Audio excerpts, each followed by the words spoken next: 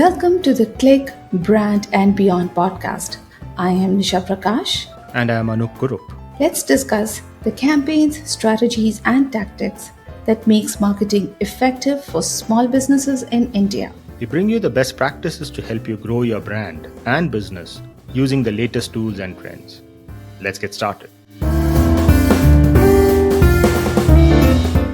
Hi Anoop, back after a break. Hi Nisha. I'm not sure if I'm talking to Nisha or AI. How do we differentiate? How do we differentiate? Well, I laugh a lot and I smile a lot. AI can't do AI that does yet. that too. The Yeah, problem that's is also that, right? true. I mean, Mm. it's not yet there. I mean, if you think about AI, it's all these AI avatars, right? They are not Mm-hmm. there yet. You can find out because their lips don't move properly, their smile is True. not genuine enough, it Mm-hmm. doesn't reach the. Sometimes the lighting is off a little bit, right? I mean, the Mm-hmm. light doesn't fall on the face the way it should, and it shines. Sometimes it's too bright, unnaturally flawless features. Mm-hmm. And so Mm. there are a lot of small nuances which are micro nuances, which we can't really describe, but gets picked up a lot, right? With with Yes. with AI. But I'm imagining 2 years down the line that might not be the case. Hmm.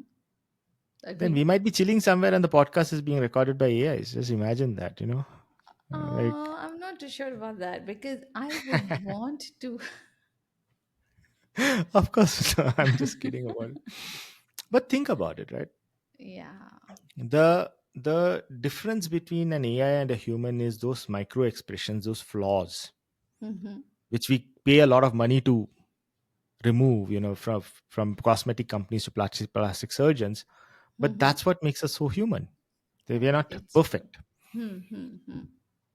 But I was thinking of AI today and thinking of how difficult it is to believe anything that AI says. And this more than hallucination. We were talking about the deep rabbit hole I went into just doing some research on some purchase Mm-hmm. decision I had to do. It was very interesting that when the context was not fully described, AI Hmm. was throwing different suggestions than when the context was given. For Hmm. example, let's say you want to buy a standing desk. Hmm. It's fair enough. It'll say in India you can get this many standing desks. Okay, great. But then you say that I'm exceptionally short, Hmm. right? Let us say I'm very short, that I'm Hmm. 4 feet 9, Hmm. and I want a standing desk for that, Hmm. and a chair that will accompany it. That Hmm. earlier you did not give the context of chair.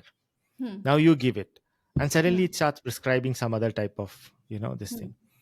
And there's a difference between the first say recommendation and the second list of recommendation. And then Hmm. you go and say I have a budget constraint, Hmm. and you will see there's a third list of recommendation that comes up. And Hmm. then you say I have to do this, I have to do that, it should hold this much weight. And so as you refine what you want, the list of recommendations change. And the worst part is if you are not having that deep conversation for half an hour with the AI, you Hmm. might end up believing the first list of recommendation and go and find out that it is not a very satisfactory answer that was given to you. But Hmm. the truth Hmm. is, there's a difficulty here in translating what you want to that text or the audio that you Hmm. give the AI, or even the pictures, images for that matter. You can download images of what it should look like and give to the AI. But Hmm. still, the AI does not have the context of your height, your budget, your Yeah. weight, your Hmm. use Hmm. cases. You still have to describe these things. Yes. And what I'm understanding more and more is when you're discussing with AI, you have to give a lot of contextual information to get the right answers, especially if you're seeking Hmm. recommendations on objects to buy. And Hmm. that also got me into thinking, yes, I do a lot of prompt engineering. My prompts are like half a page, 1 page, 2 page long, you know that. Hmm. Hmm. But Hmm. how much of the context should be built into these prompts to get the right recommendations, even for other things? Let's say for suggestions, recommendations of any sorts, not just for purchases, but for career decision, for choosing things for the next webinar to take, to build that LinkedIn post. How much Hmm. of context injection has to be done here to get the right thing? And remember, we are bad at describing what we want. I agree. I actually agree with that. Hmm. That's a food for thought. That's a lot of information. See, that's how you know I'm not AI. Because I agree with that. So, Most of the people are not so good at describing what they want. They have a very vague idea. So, hmm, yeah. yeah, yeah. And Do you have such discussions with AI? I mean, do you have chats with AI where you are not only talking about existential problems, but also trivialities? What should I cook, for example? I have had that mm, chat, you know. no, I don't actually. No, no, no. But okay, let's say something mundane you would have probably done on Google and spent like 2 3 days doing. Have you ever done something like that, doing the research with AI? Oh, yes. I do a lot of research with AI. What do Um, you mean by research? Let us also understand so, that. say, for example, if I am studying, if I have to write a blog, and, I have a blog and I generally write about odd things, like, for example, why are designs in architecture so bad these days? Why aren't they as beautiful as they used to be 100 years ago, Hmm? for example? Okay. Such straight buildings, but why? It's just a question. Hmm. And so I was reading a lot. Or if I'm doing some kind of, if I'm building my blog and I want more information on design or technology, just this and that, I check with AI. I don't Google anymore.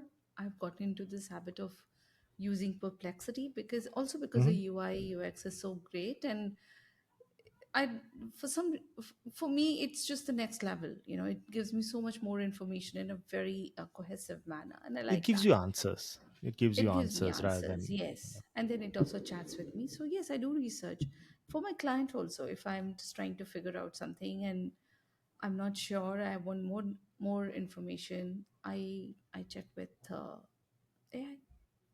Also, if I'm structuring something, a thought in my head, I get AI's help. So I see, the dichotomy is I use AI extensively, but not in a personal level yet, to begin with. But I like the fact that I'm able to talk to my AI. Okay. Yeah. That is where my question comes up.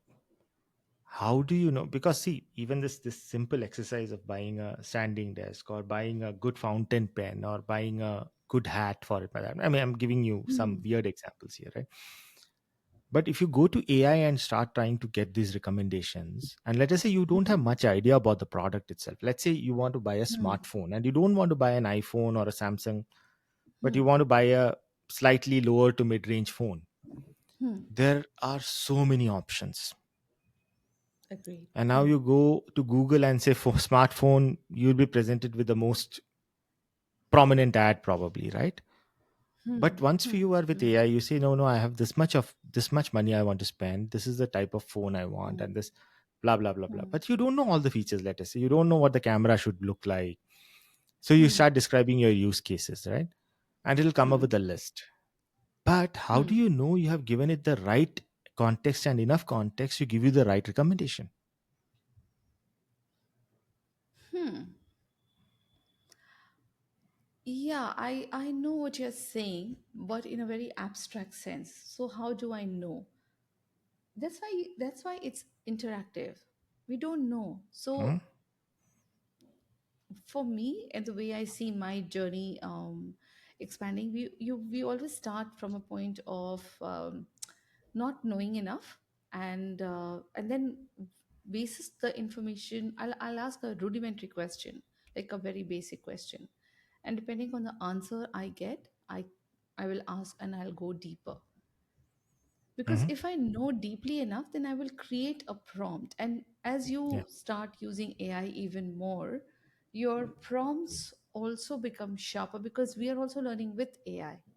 We are also How to learning how to how use to use AI. We are learning how to AI. use Yeah, AI. Right? how to use In AI. fact, one of the ways I have found, especially if it's a chat, not the API or not the one prompt, is Hmm. make AI ask questions. In the Yes. sense, instead of saying, give me an answer for this, say something like, Hmm. hey, I'm looking to buy a smartphone, Hmm. what Hmm. criteria should I consider to make a decision? Hmm. AI will give you 10 questions probably. And five of them Yeah. may not be, maybe some things you have not thought about. Then you answer all of them. Okay, Hmm. given these answers, what other Hmm. things should I consider? Yeah. Another set of questions. Given these answers, another set of questions. So you keep question Hmm. Q&A, Q&A, Q&A, right? And after some time, you reach a point where you say, okay, I have given you enough context. Now, can you recommend something? Hmm. You can also ask another question. Am I missing something? Am I missing any Yeah. considerations here? And then Hmm. it'll Hmm. probably give you some direction, right? So rather than, I find it whenever doing chats, right? Now, this is not something Hmm. I do all the time because subconsciously we are not used to getting asked questions, right? Hmm. We Hmm. want Hmm. answers. So Hmm. when I'm sitting in front of AI thinking about something, a broad question, let us say, okay, why do Indian consumers behave the way they do? And it's a very Hmm. unique type of behavior, right? Which we had Hmm. spoken about in the last episode too. Hmm. If I'm asking such a question, so I will ask questions, I will ask AI like, hey, I'm Hmm. trying to research the Indian consumer behavior, especially around Hmm. purchases of this type of products, etc. What Hmm. should I think about? What are some questions to get started with? It'll ask the Yeah. questions, right? Then I can go Hmm. to Perplexity or other places, try to seek answers, so Hmm. form some opinion, come back, give that, and say, okay, what else? What else? What else? Hmm. Keep Hmm. digging, keep digging, keep digging, right? Yeah. You reach a Hmm. point where you don't have enough information to give answers, Hmm. even from Perplexity and other places. So you go and start reading things, you start digging into Hmm. deeper things, you start going into different directions like psychology and behavioral sciences and cultural subtext and things like that, right?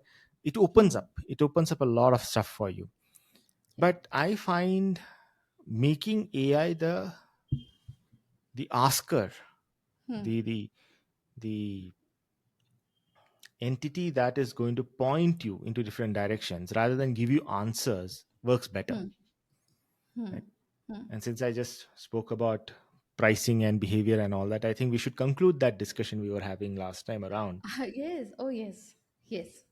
So where were we at? We were talking about how to price for people We were talking to about invisible purchases and visible invisible purchases. purchases. If people are Yes. Yes. proud of something they Hmm. purchase, then the price is not something that comes into consideration in India. On the other Hmm. hand, if it's something embarrassing, or if they will be embarrassed to tell the price of that product, then it Hmm. is an invisible purchase, and that there the pricing, haggling, and other things start happening, discounting Yes. start happening. Yeah. Hmm. No, And the I context, wanted to.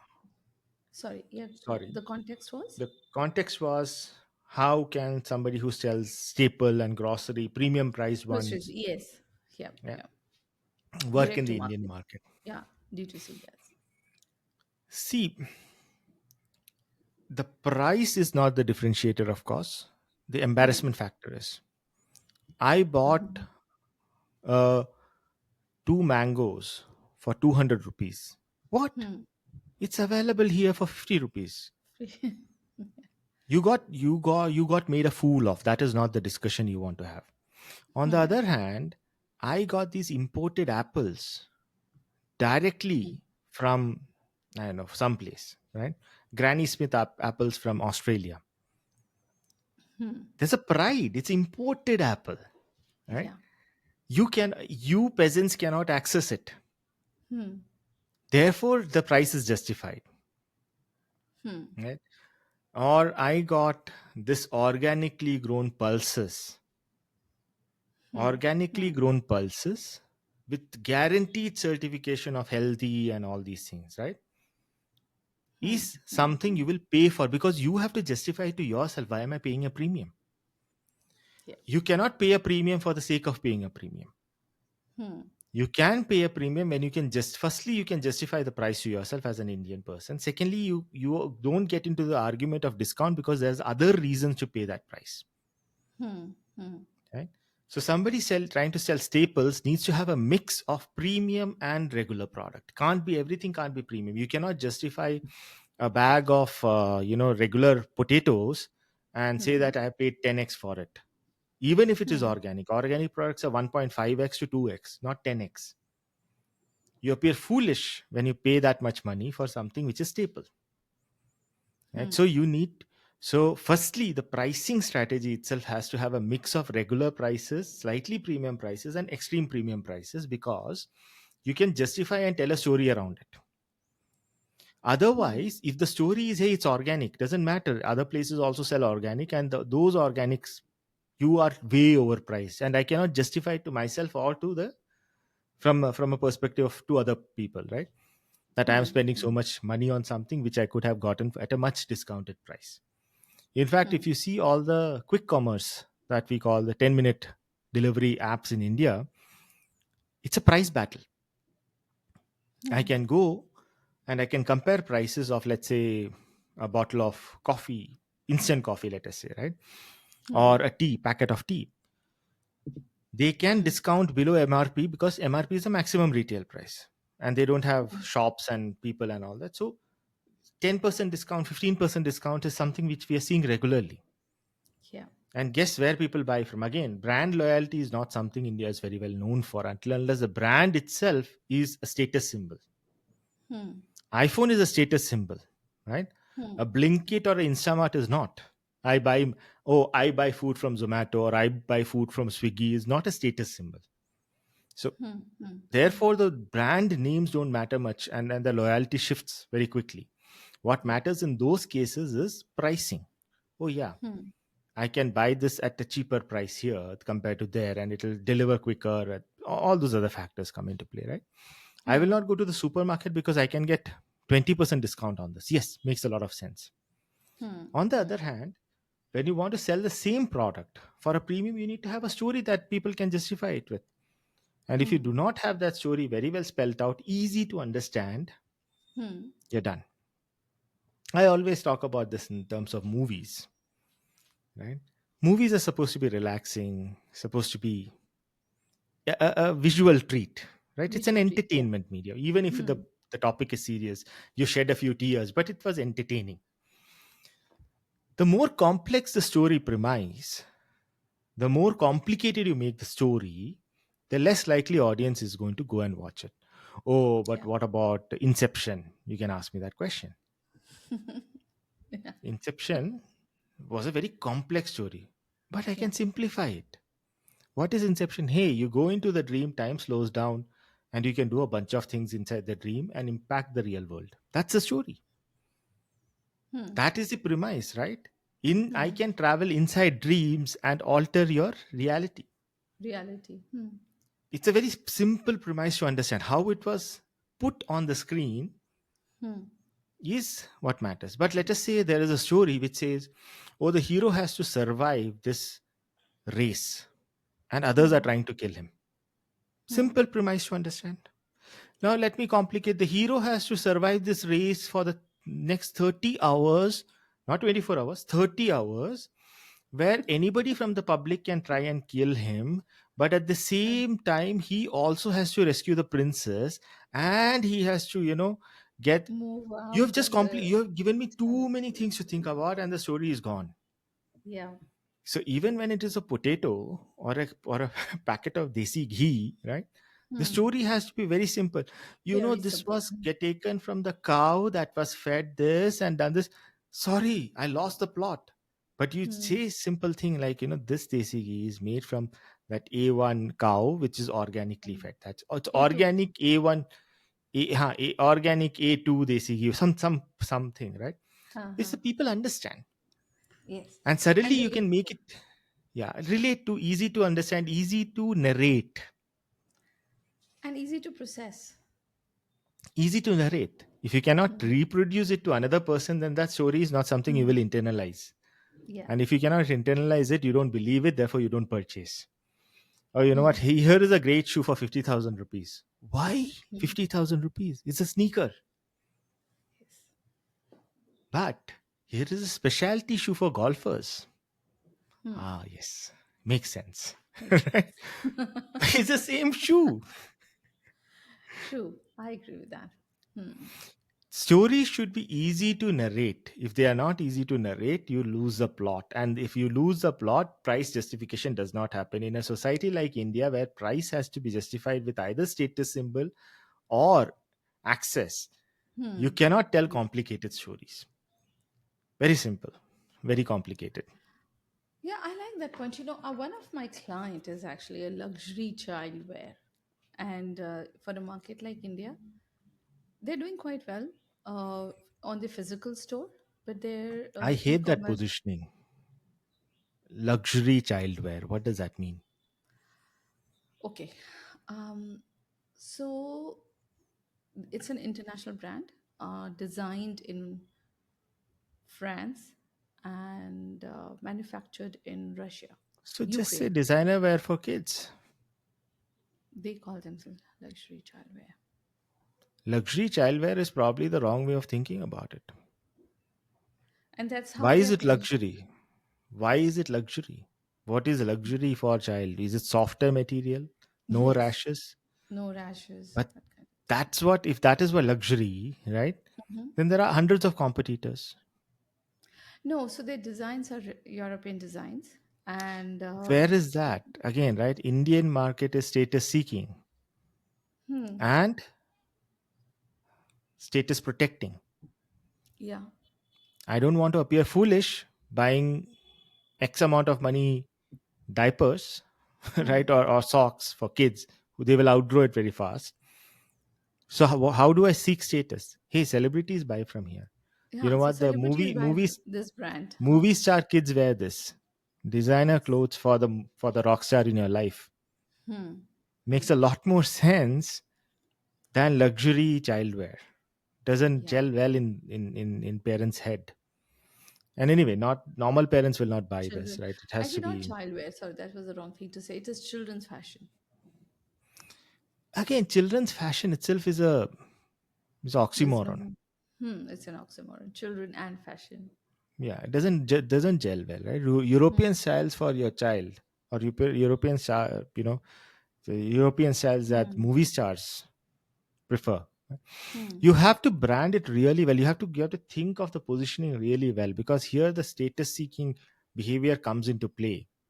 Yes, Hmm. you are probably in a very very premium mall in Delhi, right? Hmm. But that has zero meaning when it comes online. Yeah. See, again, this is what we do, right? In India, why do celebrities endorse so many brands and so many products? Because Because it's borrowing trust. association. Hmm. Yeah, trust by association, right? Hmm. Hmm. That's what, and it's the same reason that we have beautiful looking models and thing, people for commoditized products like soaps and Hmm. chocolates and all that. The reason is you are not really selling the chocolate, you're selling the desire Desire. It is. of that other person, and then that translate to the chocolate, right? Yeah. So if you are borrowing trust from somebody, right, that Hmm. works really well. Like Yeah. if you're in a mall which is known for premium brands, you're Hmm. by association you are supposed to be Yeah, it's premium. supposed to be premium. Exactly. But online there is no concept like that. Yeah. You're not a Gucci So or Prada essentially, or it any is of this. an exercise in branding, really. It is, as you said, It's an keeping exercise in this positioning. Branding will come position. afterward. Hmm. Because in the customer psyche it's not very clear, why should I Why buy? should I spend that kind of Again, money? a very Indian perspective. In Hmm. probably in the European markets this would not even be a question, right? Yeah. Designer wear for kids sells. Yes, understood what it is. In India, Hmm. people will ridicule you. You pay Yeah. 10,000 rupees for a kid's pajama, and after 2 months, the kid will grow out of it. What are you Outgrow it. Yeah, saying? exactly. But you saying that, this is XYZ brand my kid Hmm. wears. Oh, wow. Okay. You are rich guys. You are, Hmm. you're really fashionable people, or Yes. you Hmm. know your stuff. Some kind of story and narration has to be there which they can Has to be justify that there. pricing, Yeah. and that, again, a lot of stories in India have to be told to yourself, not to, and justified, so that the social ridicule is not there, number one. Right. Or number two, social status seeking is there. If it Hmm. doesn't do either of these things, Hmm. then your product is a nothing product. Yeah. Okay, great, so what? I don't care, right? No, so they're trying to build their e-commerce. They're trying to get online and It's a sell very online. precise positioning exercise. and you have Yeah. to really drive this very, very carefully, because there are no equivalences in my head for I mean, As of there now. are Hmm. there Say are a lot of, Zara, for example. but Zara is fast fashion. It's not very expensive. Why will I compare Zara with anything else? Zara is cheap comparatively. It's Comparatively, a it's relative the thing. lowest of the highest end, Yeah. high end. Hmm. And I can also say this with confidence: there are a lot of kids brands which are online, which are doing extremely well, and they are not Oh, priced very yeah, high. because they're not priced very high. So there is a big, No, not true. uh, Sorry, the way you know, I will put it they, is slightly hmm, I will put it slightly differently, right? mm-hmm. There are a lot of brands which are online for kids which are not priced very high, but they are higher priced than the regular brands. Than the regular brands, but then there is also a perceived value in that. They Correct. have Because, come with a very good, as you said, their yeah, storytelling is really good, and their yeah, value offering is also very good. So exactly. we are working with another children wear brand, and they are bamboo clothing for babies, Huh. and they have positioned themselves as a onesie which is so comfortable that children sleep through the night. See, it's a very, very niche and precise positioning, right? It's a very, Yes, very position based on comfort and the parents' comfort and anxiety of rashes and other yes, 20,000 things. Really cleverly done. Very nicely done. very But the nicely other done, and brand they're is all over doing the very place. hard. So they're doing quite well. They've just launched like a couple of months ago, and they have already crossed their first target mark, Which is fine. which is good. Interesting, right? I mean, these are the problems I really love solving, wherein you're trying to understand the cultural subtext that drives everything. Unlike Exactly. Hmm. in a lot of other markets where the product features drive a lot of things. Hmm. Hmm. Yeah, but it's a challenging and it's a very interesting market because of that. I think we Yes. should continue this exploration in the next episode. Otherwise, this will never Next end. episode as well. Yes. Let's do that then. Because I really want to talk about how the D2C, now that there's so many e-commerce brands, especially in the food segment, especially in the like these children wear, how are they going to position, especially in a place where there are so many options and pricing is not a criteria. Pricing is the criteria. No, but there are people who would pay, say, for example, 2,500 for a kilo of ghee. I know, No, that's and precisely I what know I'm saying. brand. Pricing is the Hmm, criteria. Pricing drives everything else. If your pricing is higher, then you have to have supporting artifacts.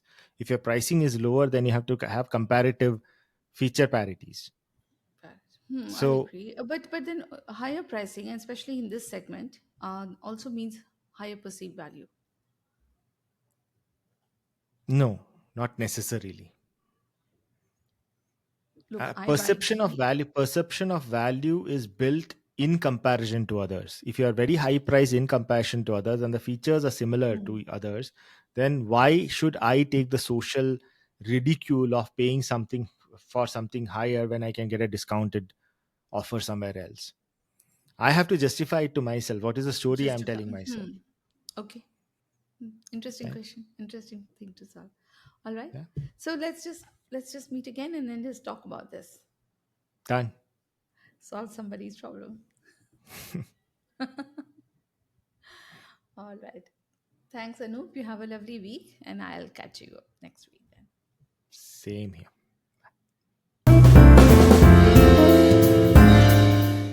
And that is it for this episode. I'm Nisha Prakash. You can find me at LinkedIn and my website nishaprakash.com. And I'm Anup Kurup. You can find me at LinkedIn and my website, anupkurup.com. We will see you in the next exciting episode of Click, Brand, and Beyond.